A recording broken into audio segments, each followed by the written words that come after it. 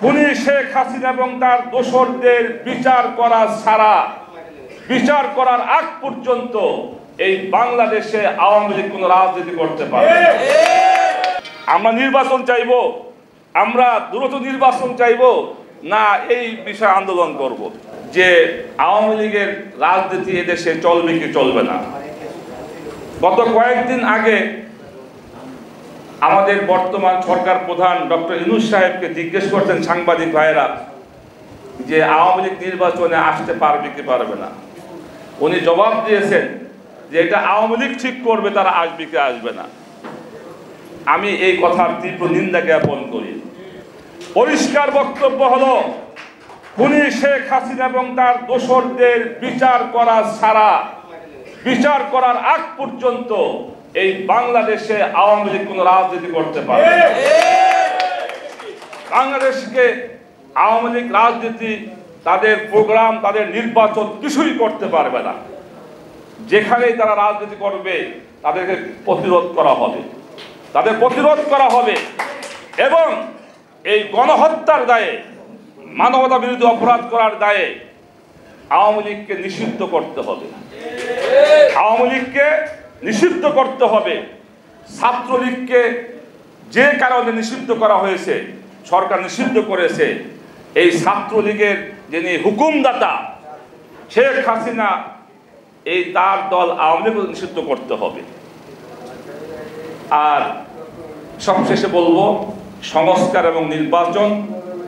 দেখেন, এই মুহূর্তে একটি সুষ্ঠু নির্বাচন করার জন্য যেই পরিমাণ সংস্কার করা দরকার এটাই করা দরকার, কিন্তু আমাদের বর্তমান গভর্নমেন্ট সংস্কারের কারখানা নিয়ে বসছে, সংস্কারের কারখানা নিয়ে বসছে।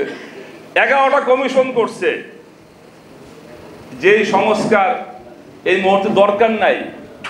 দেখেন, একটি কমিশন করেছে নারী বিষয়ক সংস্কার কমিশন করছে, এটা এখন কোনো দরকার ছিল না।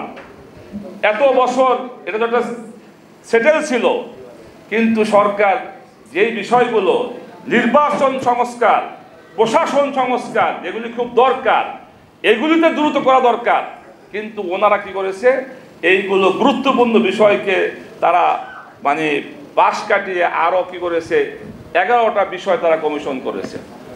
নারী বিষয়ক সংস্কার কমিশন করছে। দেখেন, আমাদের লাগাই দিছে, এখন এই ইস্যুতে লাগাই দিছে। আমরা নির্বাচন চাইব, আমরা দ্রুত নির্বাচন চাইব না এই বিষয়ে আন্দোলন করব।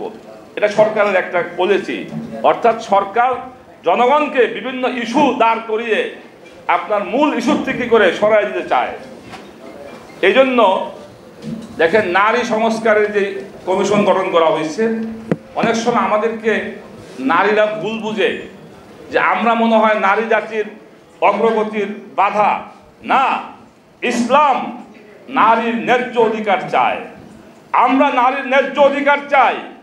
এই নারী সংস্কার কমিশন যে প্রস্তাব দিয়েছে, আমরা সব প্রস্তাবের বিরোধী নই, আমরা হলাম ওই সকল প্রস্তাবের বিরোধী যেই প্রস্তাবগুলো কোরআন এবং সুন্নাহ এবং ইসলাম বিরোধী, আমরা ওইগুলোর বিরোধী। অতএব আমি নির্বাচন বিষয় বলবো, সরকারকে বলবো যে অতি দ্রুত প্রয়োজনীয় সংস্কারগুলো শেষ করে নির্বাচন ব্যবস্থা করুন। নির্বাচন দিয়ে আপনারা দায়িত্ব হস্তান্তর করে চলে যাবেন। তা আমি সর্বশেষ আজকে পেশাজীবী জোটকে আমাকে দাওয়াত দেওয়ার জন্য এবং আজকের হেফাজতের ইস্যুকে মূল আলোচ্য বিষয় রাখার জন্য ধন্যবাদ জানিয়ে আমার বক্তব্য শেষ করছি। খোদা হাফেজ। বাংলাদেশ জিন্দাবাদ।